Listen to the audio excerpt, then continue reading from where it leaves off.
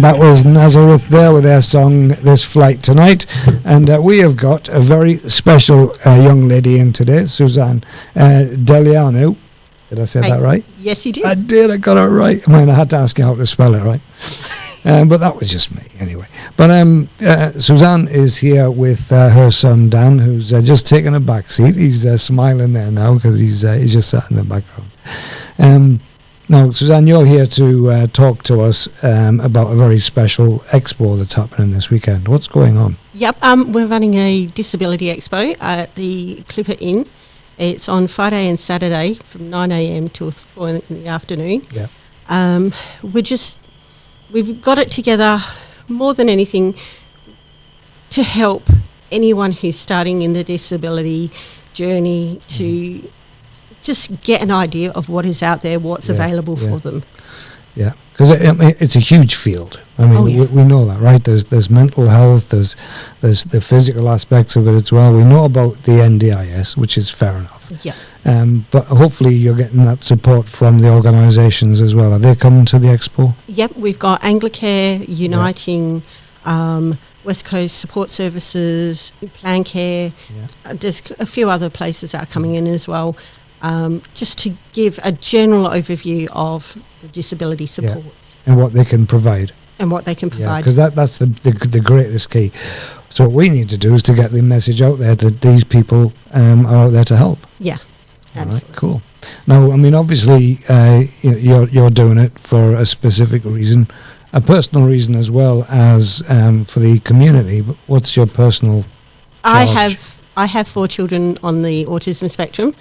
And when we had the first ones diagnosed, there was no support. Yeah, we had no idea where we were heading, what avenues were out there, what we were even entitled to be able to receive in way of supporting our kids. And how did it? I mean, it must have been an extremely stressful thing because I mean, I don't know how long ago. How long ago was this to start with? The oldest one, he was diagnosed. Oh goodness, about 7. How many years ago? Oh, 7 or 8 years ago, yeah.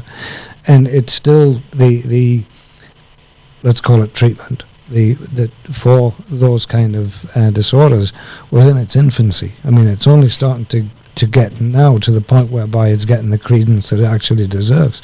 So it must have been difficult back then, right? It was, and there's not a standard testing. Yes, correct. So it was reliant on what the parents could remember from their childhood as they were growing up. It was dependent on what the actual therapist saw on the day. And now they've streamlined the testing. They've got a standard testing criteria that they meet now. Yeah. And it's a lot easier to be able to narrow it down. I think the reason it must have been so difficult is because they call it the spectrum, right? Yes. Now, the very fact that it's a spectrum tells you that there's a broad range, and I mean, you've gone through all of this as well, right? Yeah, we've got, with the 4 of them, we've got some that are very hyperactive, we've got some that were non-verbal, and it is a massive spectrum, and as a parent, you're not quite sure if you're just looking into their behaviours too much or not. Yeah, and that's right, because what you start thinking automatically is you've just got a badly behaved kid, right? Yeah. To start with. Or non-verbal child, non-verbal, yeah. But you don't actually, until you get that awareness, until you get the support, you don't really know what it is that you're looking at. And I think part of the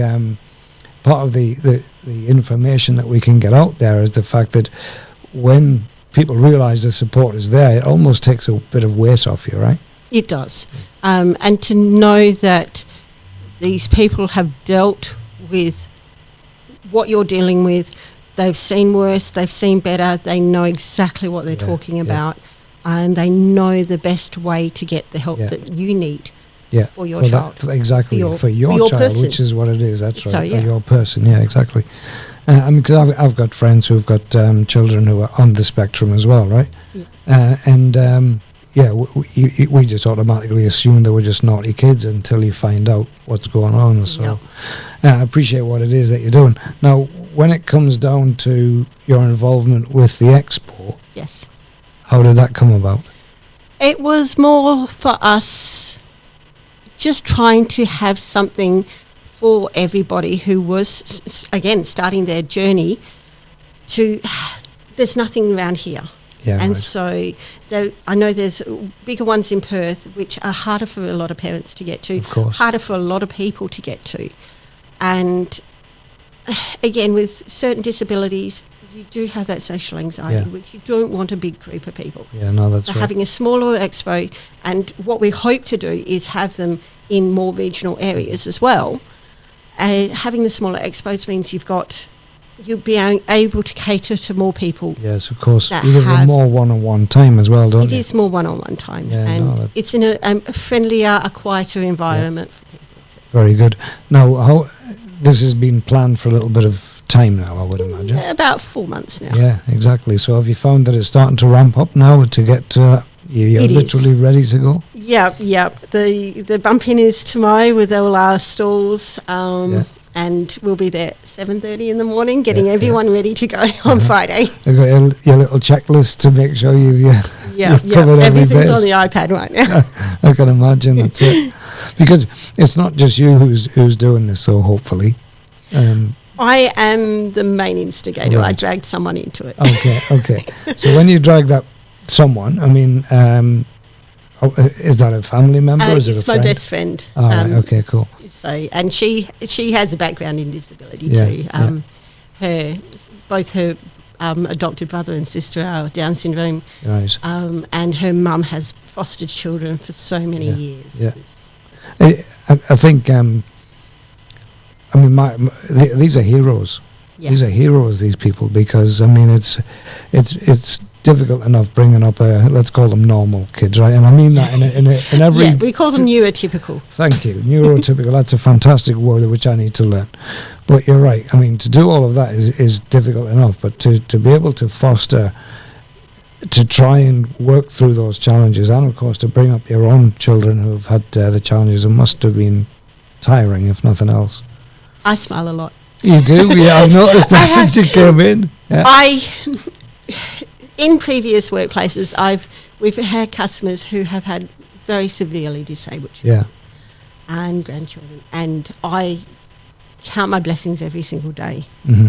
That every single step, no matter how hard it is never going to be as hard as somebody else's life. Yeah, I know. Simple enough. Yeah.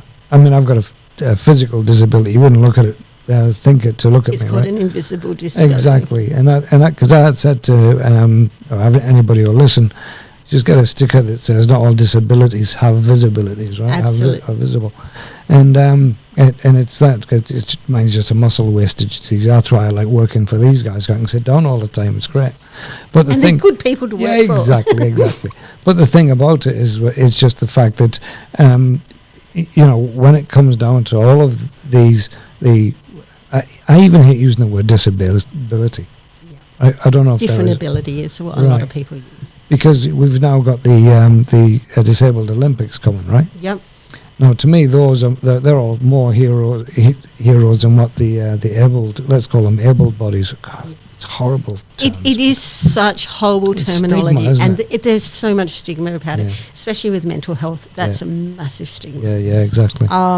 But yes, the Special Olympics, they are amazing athletes. I am inspired by them every single day. I know exactly. That's what gets me out of bed. And I think that's what you were saying before.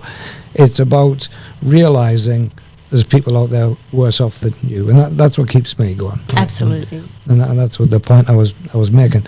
But when it comes down to this weekend, now I know that it's at the Hotel Clipper. It starts at 9:00. Yep. You're going to get there quite early. Yes. Friday and Saturday. It is Friday and Saturday. Now, have you had much interest so far?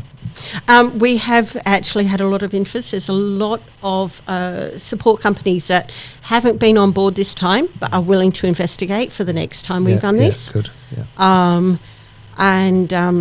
Yeah. We've popped it out on as many Facebook pages that we can. Yeah. Unfortunately, some haven't been as on board with it as Yeah, us no, and have that's taken us down. So if we can share as much as possible, that would be awesome, because Exactly. we really want this to be a success for Rockingham, Quinano area, Yeah. and for everybody else. And that's what we plan on doing, is to make this sure that this gets out to as many people as possible. Okay. Yes. I think the other aspect. What about news outlets? Have you had anything from the news outlets? Not at the moment, no. No, right, okay. We have approached a few different places, but given the fact that we're a smaller company, smaller stature, and we don't get as much publicity. It's incredible. I mean, we had homelessness week last week. Yes, I saw that. Right, but there was very little advertising on it, and because to me, that mental health issues needs to be pushed to people, because it's something that's hidden, right? It's it's It is brushed hidden. to one side, unfortunately. And as I said it before, it's so stigmatised. Yeah, exactly. And mental health issues are just, they affect so many more parts of a person's life than just their outward appearance. Yeah, of as course, well. exactly. And it's not just the person; it's the family around them. It's friends. It's everything. Because, oh yeah, you know more than most. Yeah, Yeah. we've been through the whole spectrum of that one too. Yeah, so I can imagine. Suzanne, it's fantastic to talk to you. Thank Dan you. is just sat there nice and quietly. Hi, Dan. But so what we will do is make sure that this gets out to as many people as we can. Wonderful. Is there anything that you'd like to close with? Just come down, check us out. All right, because That'd we're be going to awesome. be there. I'd We'll be love there. to see everyone come down, even if it's just to say hi, see what we're about. That would be Right, great. Have you got biscuits? We will do. All right. If there's biscuits, I'll be there. All right. There's biscuits, tea, coffee, All right, and that's- the cafe will be open. Oh, cool, cool. You've got a winner there straight away. Now, the last thing, the thing I do with all of the interviewees Yes. is ask it, is there a song that you would like me to play? Oh my goodness. I put you on the spot there, didn't I? Oh, you I was did. supposed to ask you before we I've started. normally got an answer for everything. Don't say I Will Survive by Gloria Gaynor. Oh, I'm not going to wear that. goodness. I'm not putting that on. I'm thinking Queen. Oh, yeah, okay, I can do that. Don't Stop Me Now. Right. Don't stop me now. And that is very poignant, right? Yes. Right. Well, I'm going to find. I'll have to find it first. But by the time you get out there, we've got the radio on outside, so you'll hear it. Hopefully. Fantastic. Thank you. Stop me. Thank you to Suzanne Deliano. That will I do. nearly got there. Yeah. Close enough. And to our son Dan as well for popping along and supporting Mum, which is fantastic. This is all about supporting the Rockingham Disability Expo, which runs on Friday and Saturday at the Hotel Clipper Inn, 9 until 4. 9 until 4, 9 and free until entry 4. for all visitors. Right, it's free, exactly. And there are biscuits. Yes. Yes. Thank you very much, Suzanne. Thank you. You're welcome.